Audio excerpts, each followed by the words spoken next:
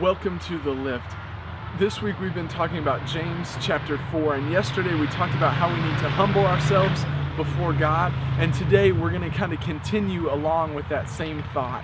Today we're going to talk about how God's instructions apply to us, whether or not we want to believe they apply to us.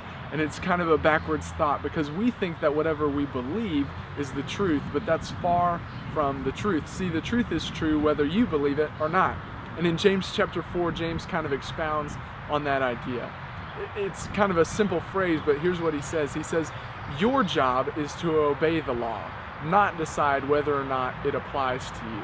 And it's kind of funny, but he's calling you out. He's saying, your job isn't to decide whether the law is good. Your job isn't to decide whether the law is the best way for you to live. Your job isn't any of that. Your job is just to live by the law.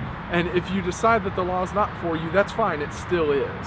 So the truth is true whether you believe it or not. And the truth is true whether you want to live it out or not. Truth is truth, or else it wouldn't be true. So James is calling us all out. He's saying live the way God tells us because God is true, and whether or not you want to believe that, it doesn't matter. That doesn't change truth. But here's where we need to step in, and here's what we need to understand is that when we live by the truth, then we become more and more rooted in what God wants. See, I think we can all look around and we know people in our lives who we would look at and say, this is a good person, this is a bad person.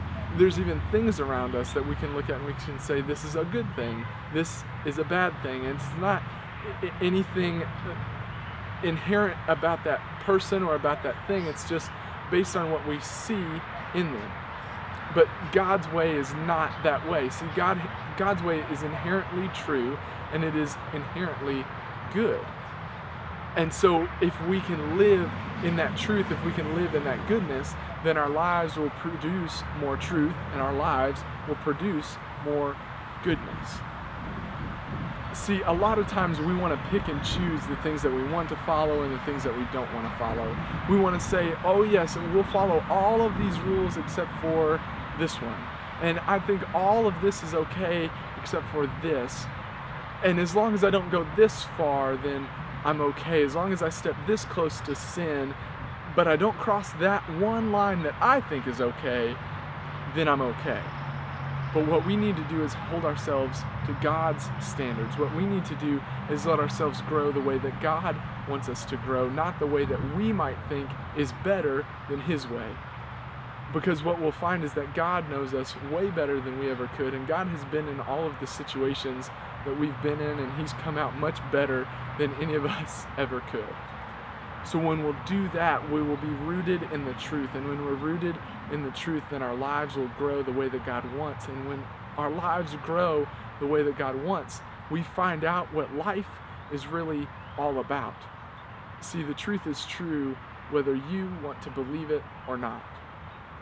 And so at the end of your life, will you be standing in the truth, or will you be standing wishing you would have lived in the truth?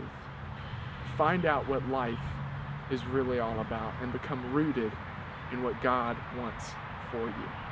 This is The Lift. Hey everybody, it's Matt Smith here for your fitness tip of the day. Today's tip is a lateral raise variation. As you can see, you keep your elbows bent at about 90 degrees, and as you lift, you're just lifting the elbows up, keeping the arms locked. By doing this variation, you're really going to hit the medial delt.